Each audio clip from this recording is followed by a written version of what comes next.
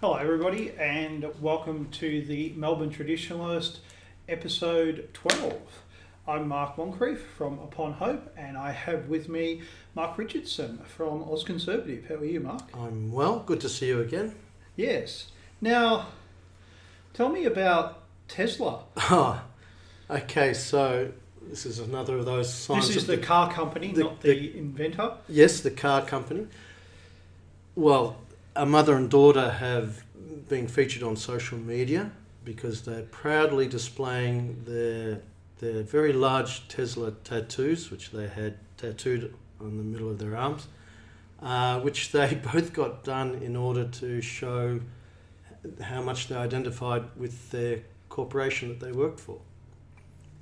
Now, you told me this off air, Yeah. and I was shocked. It took you about 2 minutes to say anything at all, which I is know. a little unusual, but And I was, and what shocked me again was I'm not often shocked these days. no. But to actually get your company's branded on your own body, As a mother-daughter, as a mother-daughter, Active isn't your mum supposed to corporate say, loyalty. hey, don't do anything that you might regret? yes. No, I have to admit I was taken aback too. And I actually thought it made me think about what does this actually mean that people would do this. And one thought that went through my mind is, well, maybe the instinct to want to belong and to identify with something is taking a very odd turn when you have to resort to the company you work for. Yeah. And I cannot see that level of loyalty being reciprocated somehow, I think. Now, where did they get the tattoo? Where? Yeah. On their body. Oh, it was on the... It was a large tattoo. It took up the whole of their inside forearm. On their left arm. Yeah. Yeah. Wow. And what was the response on social media? There were 2 or 3 others who actually showed off their own Tesla tattoos, which also surprised me. But in general, people had the reaction I hope they would have, which is that why would you brand yourself as a kind of corporate slave? That Yeah. most people also had trouble wrapping their minds around it too. Well, that's actually a bit of a positive there, isn't it? Yeah, it is that there's still some kind of, I don't know, good sense out there, but still, you'd hope it wouldn't catch on, you really would. Yeah, yeah. Now, we're actually got a totally different topic from that today. We're going to talk about Arthur Calwell. Yeah. Arthur Calwell was Australia's first immigration minister, and he was became the leader of the Labor Party in the 1960s, and he contested the 1966 election against Sir Robert Menzies, and Labor lost. And he was also the first politician in Australia to be the subject of an assassination attempt. Yes, we were talking about that earlier. That Yeah. it's interesting. It's not publicised very much. You don't see references to it, but Well, he wasn't seriously hurt. He was shot, but it was more of a graze than a wound. So he went to hospital and was released in a few hours, and he actually downplayed it, which you would think the opposite would occur, but he very much downplayed it and said, "Oh, just let's move on." didn't milk it for sympathy. No, Just no. carried on. Yeah, look, I find the case of Calwell really interesting for a few reasons. One is that, I mean, I was curious when I first got into politics as to exactly when and how the decision to end Anglo-Australia was made. Yes. And it turns out that Calwell is in the thick of that. But I think too he illustrates a really interesting point about how liberalism works, that it tends to go in steps or stages, that one generation will take the liberal principles so far and then want the changes to stop. But they never do. Oh, yeah, Because of course. once the principle is there, the next generation will then say, well, logically, we should be taking this next step. That's right. That's right. And that's what tends to happen. And Calwell's case is a really clear case of that happening. And we'll also be talking a little bit about Sir Robert Menzies, although hopefully I'll have another episode on him with David. But you see exactly the same principle at work. You know, he pushes these radical ideas, and then he reaches the end, what he considers the end point, and then he's stunned that people don't see it as the end point, and they keep pushing it on. But of course, liberalism is a progressive ideology. Absolutely. And they say that themselves, and then they can't work out that progressive means, hey, you've got to keep going. Absolutely. So that's part of the whole... self-delusion. Yeah. No, you put that really well, that the whole idea is that you're progressing to some ultimate end point. And so they should realise this themselves, but seemingly not. Yeah. Now, I'm actually going to read a short excerpt from a book written by Sir Robert Menzies. It's called Afternoon Light, Some Memories of Men and Events. And it's quite worthwhile getting a hold of. It's published in 1967. Right. So it's quite early in the piece. But he actually has a little bit here about... He mentions Arthur Calwell twice in the book. Okay. And he says here, it was in the face of these difficulties that Arthur Calwell convinced not only his colleagues, but also the trade unions, that a large immigration program should be taken in hand. This was a bold and courageous action. It could have been taken successfully only by a minister who was known as a lifetime Labour man of the strictest orthodoxy, and was both well known and extremely popular at the centres of unionism, the Trades Hall. The very large immigration which was then begun and continues to this day, so that's 1967, has been a great factor in Australia's national development and the enrichment of her social life. My own party enthusiastically favours it, but I doubt whether it could have got off to such a good start so soon after the war had it been compelled to encounter trade union resistance. And that's the point, isn't it? That we associate the trade unions now with an internationalist left-wing attitude. But, of course, if you go back to the founding of Australia, that wasn't the case, that the early union movement was associated with a nationalist point of view, and particularly a concern, which we need more of now, to defend the rights of Australian workers against the threat of being undercut by cheaper overseas labour. Right. And before the Second World War, the union movement was, it was very working class. It was very pro-working class, which is definitely not now. It was explicitly pro-white, and it talked about race and how Australia had to be maintained as a white country, which is absolutely not the case now. They talked about how women had to be kept out of the workforce to keep wages high and to make sure that men had jobs and a role in society. And a living wage, yeah. And a living wage, so that they could actually have a wife and children. And of course that's now gone. Yeah. And they were very anti-immigration. Absolutely. And that was, well, now it's completely the opposite. That's right, and that's why Menzies makes that point that to overcome that opposition, it had to be from a leader from within. Well, I'm going to read something too then, if you've read something. So this is trying to explain why Calwell adopted the position he did. So it says, so as a schoolboy in Melbourne, Calwell grew up in the shadow of his mixed Irish and Welsh ancestry. He is wide reading in American history, the lives of the English Chartists, Fabian socialists, and nationalist struggles in Ireland and Europe, imbued him with a strong sense of history, in which Australia was to be seen as an inheritor of the ideals enshrined in Lincoln's Gettysburg Address. And here's the key point.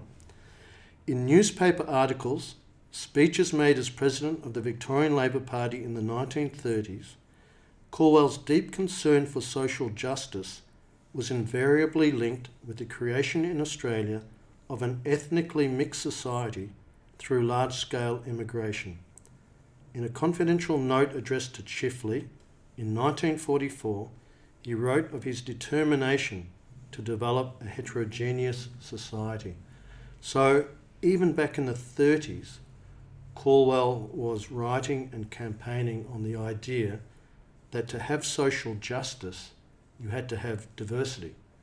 So something we associate more with the modern left was in place in Calwell's mind, now, even back then. When he says social justice, is he talking about the Catholic term, social justice?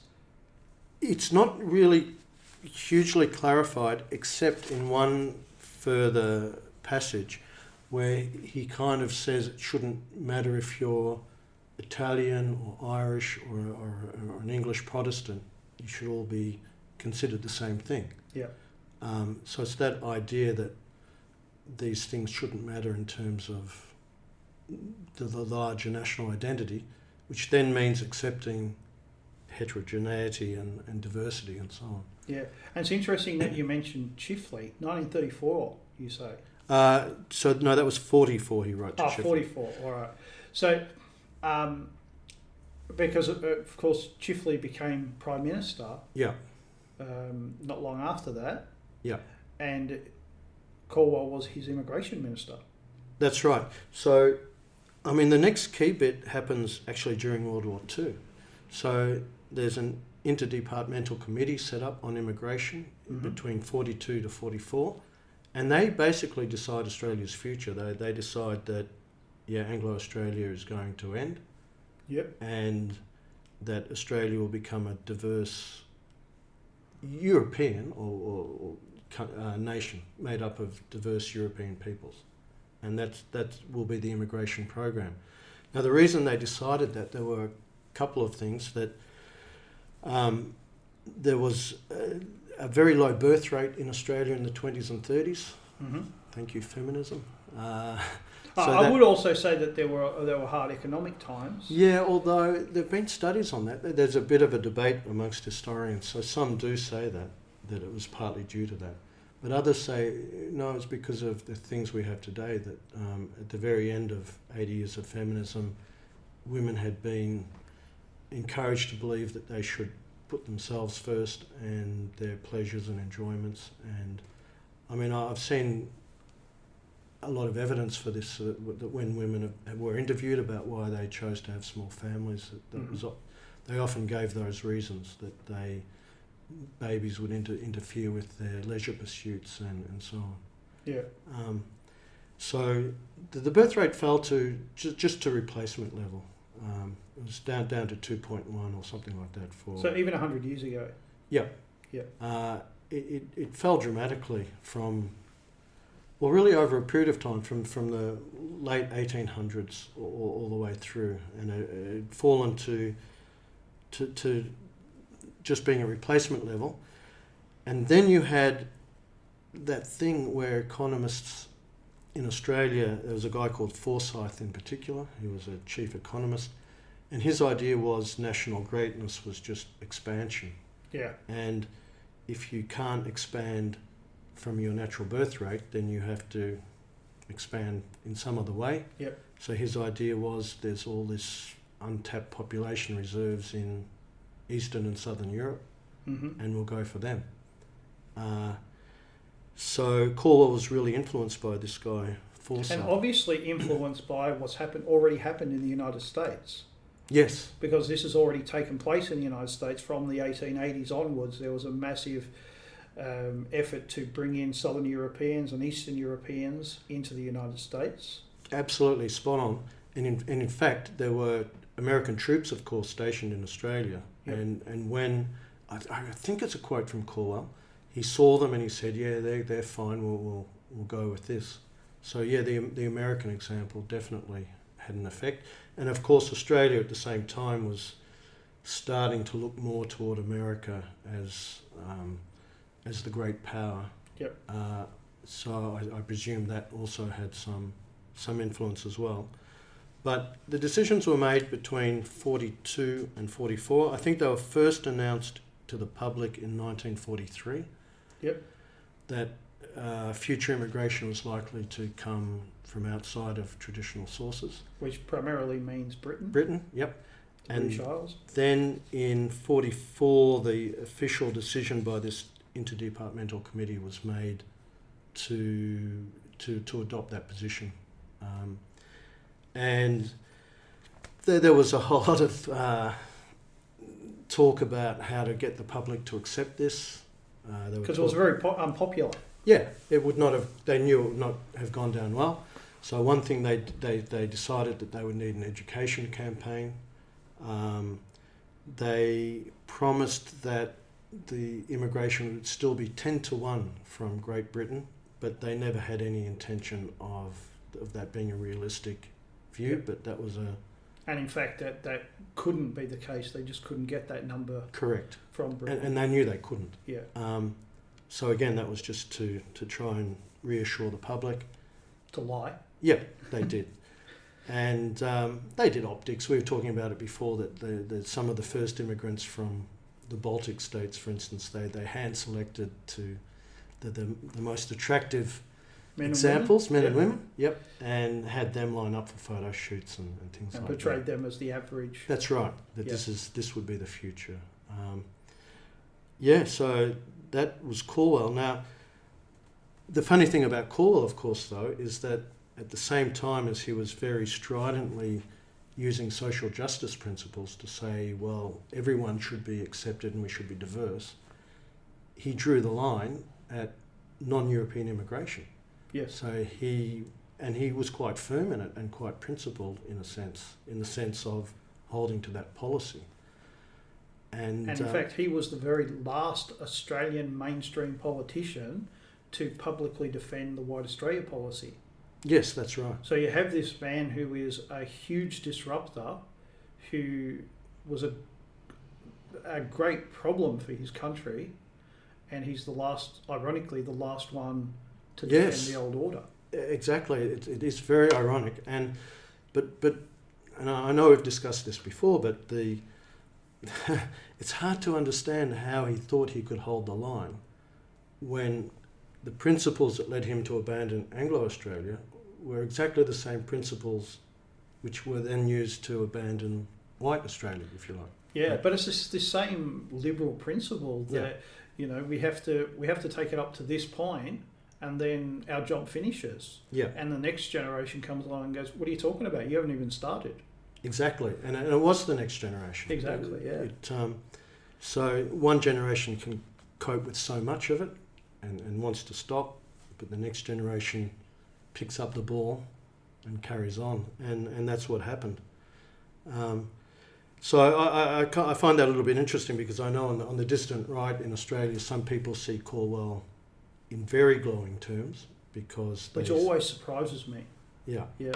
Sorry, go on. Well, yeah, but I presume the reason is because they see him as a staunch defender of the White Australia policy. But in reality, he prepared the ground in many respects for what happened later on. Yeah. I'm going to read a second excerpt. This is from 1960. And in South Africa, there'd been a mass shooting, Sharpeville, and that was the big cause of that year. So this is Sir Robert Menzies again writing. In Australia, the currents of opinion ran noisily. The question of who should vote in South Africa was elevated into a moral and even a religious issue.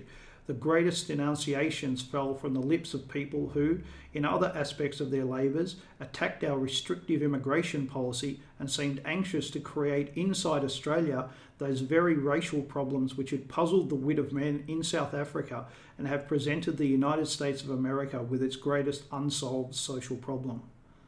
Yeah.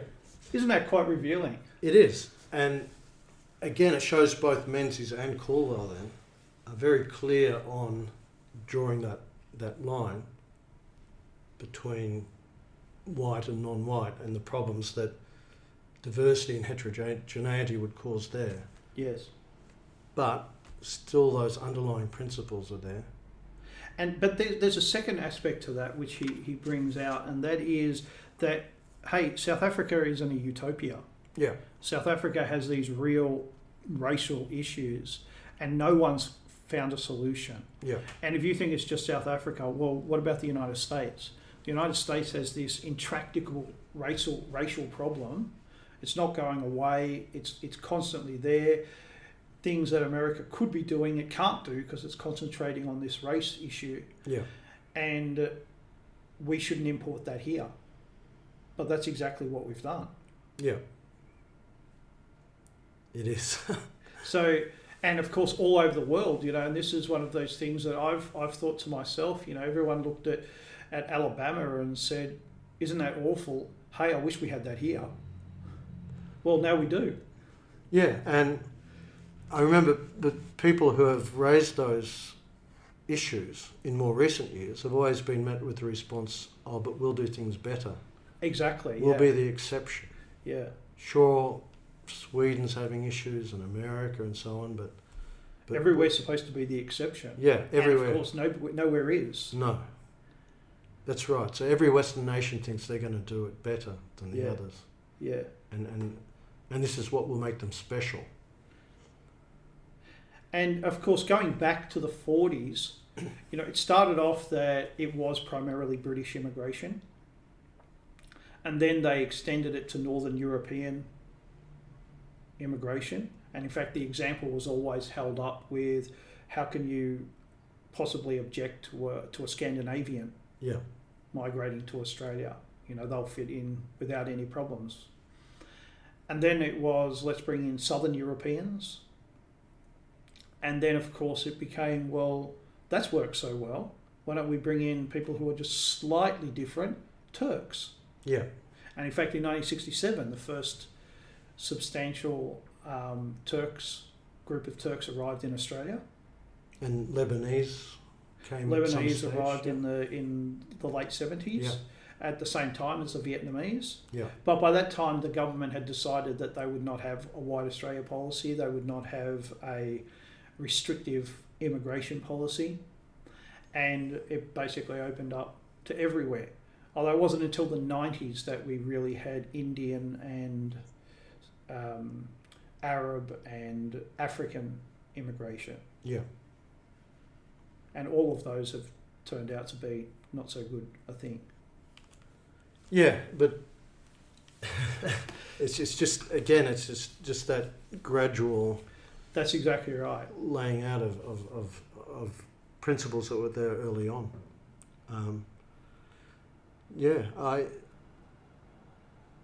It's so interesting.